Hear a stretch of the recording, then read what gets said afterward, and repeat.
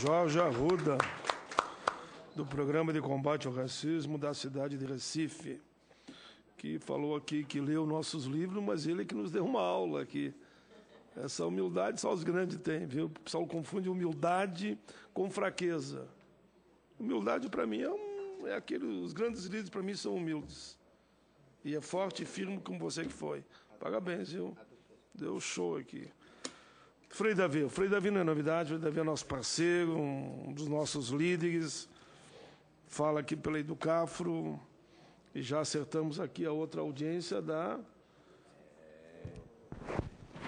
Redução da menoridade penal. Já está definido a audiência. Os autos de resistência. A auto-resistência também é outra audiência que está bem encaminhada com o senador Paim, ou seja, são audiências que vêm de frente, assim, para reforçar a luta do povo negro. E nessa linha, senador Paim, eu já quero antecipar, partilhando com nossos irmãos, duas notícias boas, porque a gente está sempre cheio de notícias ruins, né?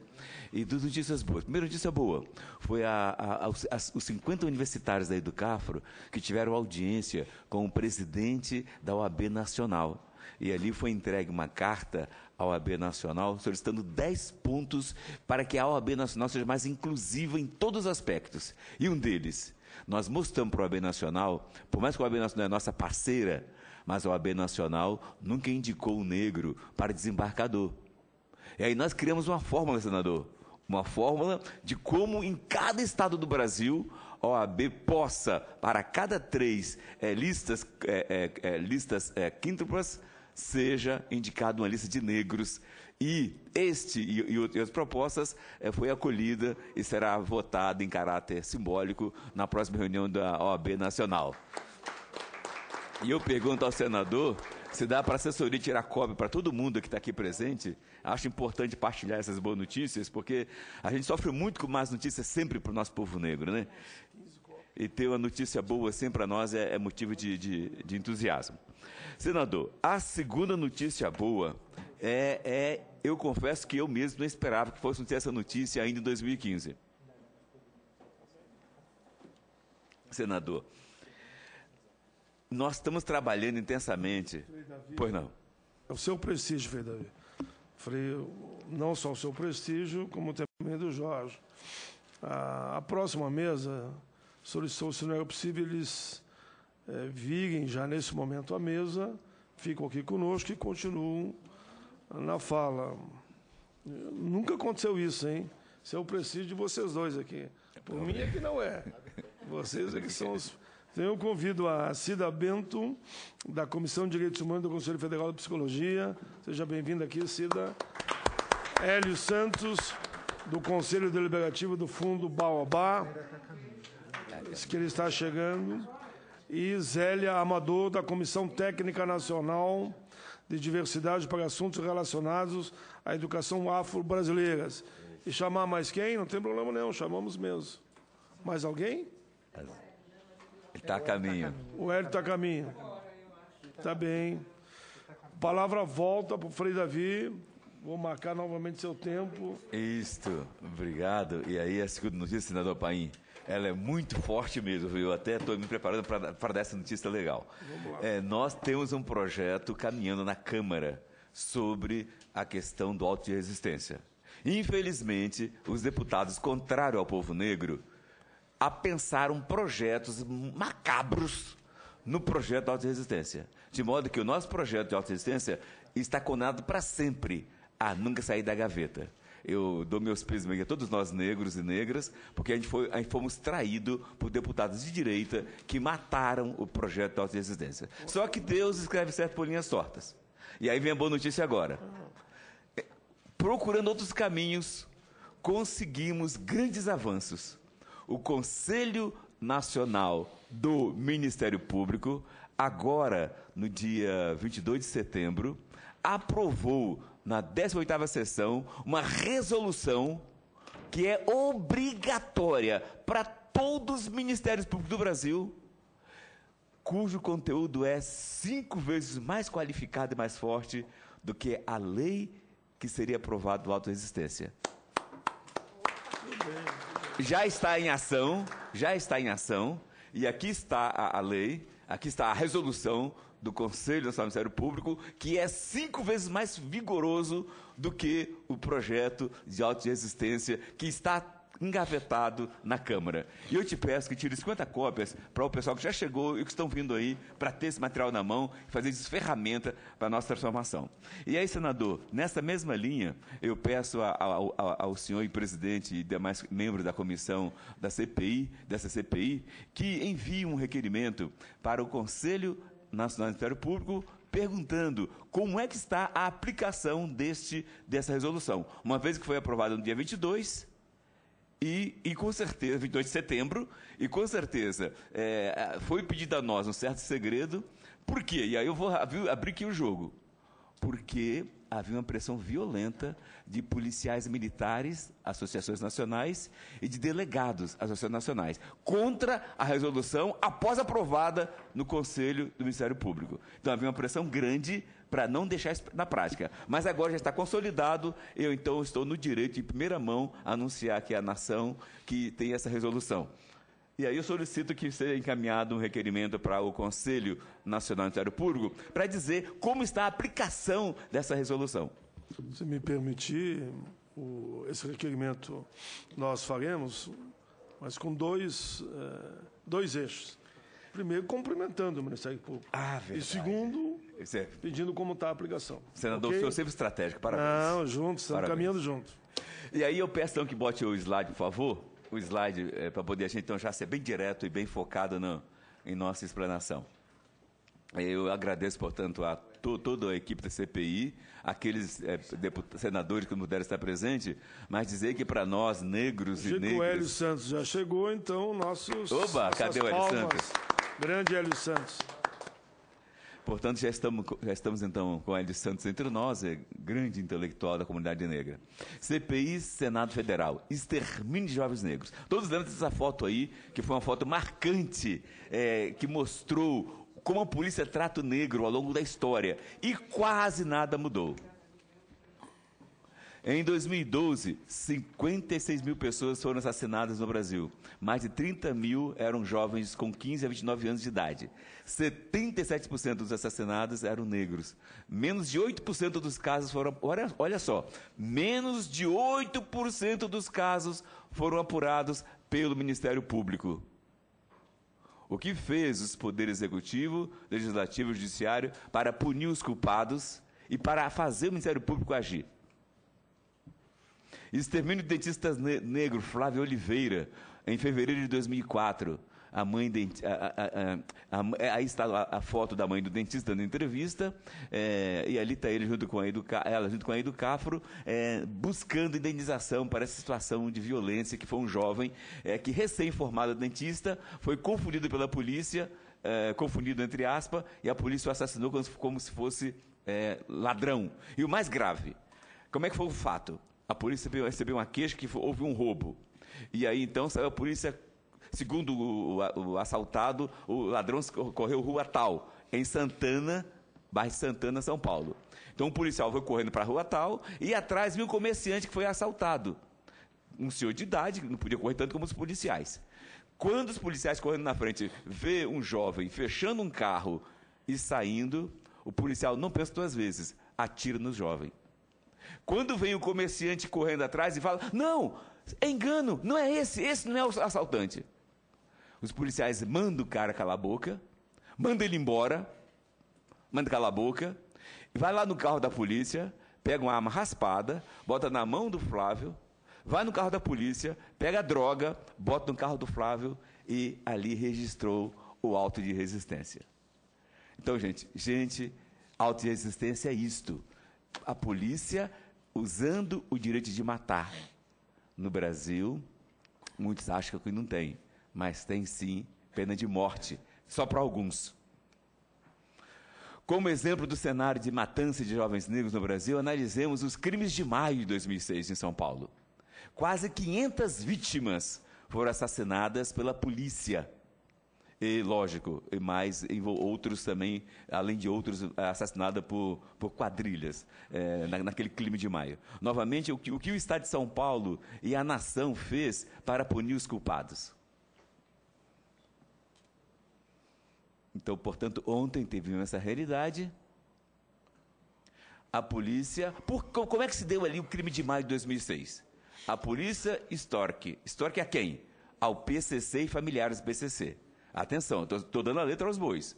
A polícia extorquiu o PCC e os familiares do PCC. O PCC revida. 59 policiais são assassinados pelo PCC. O Estado, através da polícia, contra-ataca. E, para compensar, palavra pesada e muito estranha, os 59 policiais mortos, os policiais matam 500 civis. São executados sumariamente. Dos mortos, mais de 400 eram negros. Atenção, dos mortos, dos crimes de maio do governo de São Paulo, mais de 400 eram negros. Nem, senador, nem 6% dos mortos tinham ao menos uma passagem pela polícia, senador. Nem 6%. Detalhe, 124 registrados falsamente como autos de resistência, encobrindo o extermínio. Hoje, o que mudou? Mais de 90% dos inquéritos até hoje não prosperaram, estão nas gavetas do Ministério Público. Por que o Ministério Público de São Paulo não ofereceu denúncia? O Ministério Público é nosso irmão, nós lutamos tanto contra a PEC 37, nós negros saímos às ruas, aqui invadimos a Câmara e o Senado, apanhamos, 50 jovens negros dentro do carro, apanhamos aqui dentro, em defesa da PEC 37, defendendo o Ministério Público. E o Ministério Público não tem feito seu papel de defender o povo negro, como deveria. Das quase 500 mortes, fora a morte dos policiais, quantas foram investigadas até o fim pelo Ministério Público? Dessas quase 500 mortes, das que chegaram aos tribunais do Estado, quantas foram julgadas? 2 ou 3 apenas. Inaceitável. Tribunal de Justiça de São Paulo também muito omisso quando a vítima é o negro. Tribunal de Justiça, meu irmão Naline, presidente do tribunal, por favor, mude esse tribunal para ser um tribunal mais do povo e não só da elite. Como sabemos, nem mesmo na ditadura militar matou-se tanta gente quanto a matança dos crimes de maio de São Paulo de 2006. Barbaridade, sem punição do Estado de São Paulo. O Ministério Público de São Paulo, o governador, a Procuradoria-Geral da República, o que fizeram? Fizeram lá audiências públicas, mas deu em quê?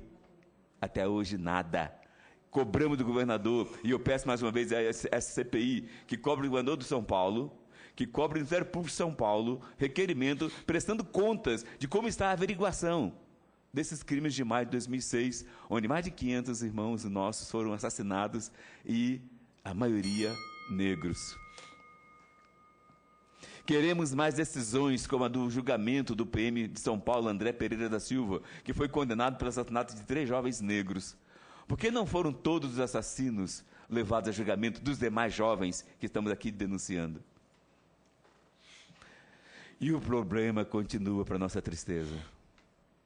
Os índices de assassinato cometidos pelo Estado brasileiro como um todo e por cada unidade da nação são abusivos por parte dos homens e mulheres que deveriam cuidar de nossa segurança. Como exemplo, podemos citar o assassinato do jovem Kaique. Ele cometeu erros, mas não tão graves como os que roubaram o metrô em São Paulo, desviando grande soma do dinheiro. Ele, Kaique, cometeu erro, não tão grave como os roubos da Petrobras. Ele, Kaique, cometeu erro, não tão grave como os roubos da CPTM. E assim vai. Porque os ricos, que cometem erros maiores, têm outro tratamento, mesmo sendo seus roubos mais danosos à sociedade? Vejam uma cena muito forte. Vejam uma cena muito forte de auto de resistência forjado. Auto de resistência que foi forjada. Aconteceu em 2015, agora recente. O sangue ainda escorre pelo chão de São Paulo, na PM de São Paulo. A polícia, após matar o jovem Kaique, posta no WhatsApp uma foto do jovem Kaique morto. Aí está a foto do jovem Kaique. Olhem vocês a posição do braço dele, do jovem Moro, do Kaique. Como é que ele foi assassinado? Ele, sabendo que a polícia estava atrás dele, se escondeu dentro do armário de uma vizinha. Dentro do armário do quarto da vizinha. A polícia enche o armário de tiro e ele é assassinado dentro do armário. Em seguida, a polícia arrasta o corpo dele, bota no chão, e em seguida bate uma foto e manda para o WhatsApp dos policiais. E entre os policiais tem um policial católico, cristão, sério, ético, honesto. Mandou para mim a foto mostrando o drama que ele está vivendo na polícia. Está vendo coisas e ele não pode denunciar, senão ele é o próximo a bola da vez. E aí, de repente, ele observa que um policial comunica ao policial assassino e fotógrafo: olha, você não preparou a cena do crime. No WhatsApp isso. Então, observem vocês o que vai acontecer agora. No WhatsApp, um dos policiais alerta o autor do crime que ele não havia preparado a cena do crime. Vamos ver? Urgentemente preparam a cena. Vejam o que é o autêntico auto de resistência. Transformou-se em pena de morte só para negros e pobres, será? Minutos depois, o policial assassino posta a nova foto com as cenas montadas. Observe o braço do Kaique, já está para trás, que não estava, e observe que bota uma arma raspada ao lado de Kaique e é registrado como auto de resistência. A coisa é grave, muito grave, e nós, cidadãos do Brasil inteiro, do mundo inteiro, que queremos justiça, não podemos calar diante desse inúmeros jovens assassinados.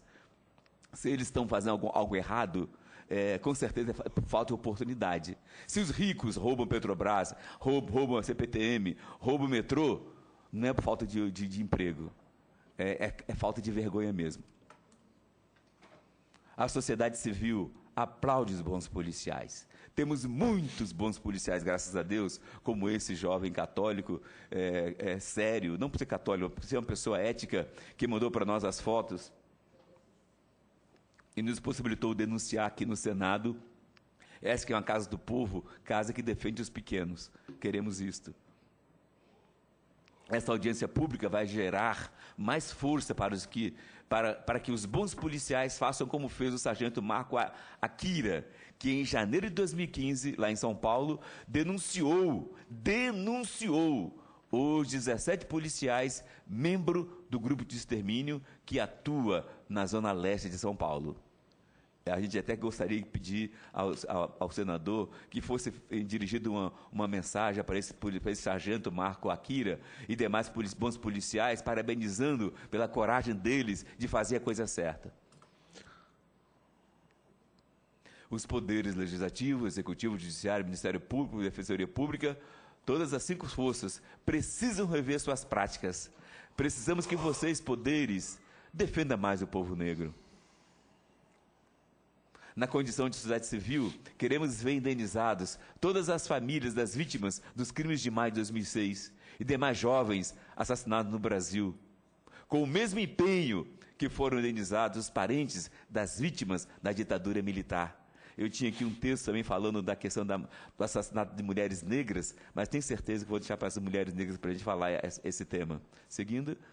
Como apontou a relatora da CPI da violência contra a juventude negra, a senadora Rosângela Gomes, a comissão já possui dados que indicam uma matança generalizada no Brasil. O que falta para os culpados serem punidos, presos? E que medidas tomadas para que essas atrocidades não mais ocorram? Portanto, quero parabenizar a senadora Rosângela pelas conclusões, mas falta ainda que a coisa seja colocada em prática. Precisamos de ver todas as forças vivas do Estado brasileiro na defesa dos jovens negros. A Educafro é a favor da desmilitarização da polícia. Entendemos que esse é um dos fatores do mal. Desmilitarização da polícia é o único caminho para uma mudança eficaz, diz o diretor da Educafro, e cita os estudos do britânico Stephen Graham.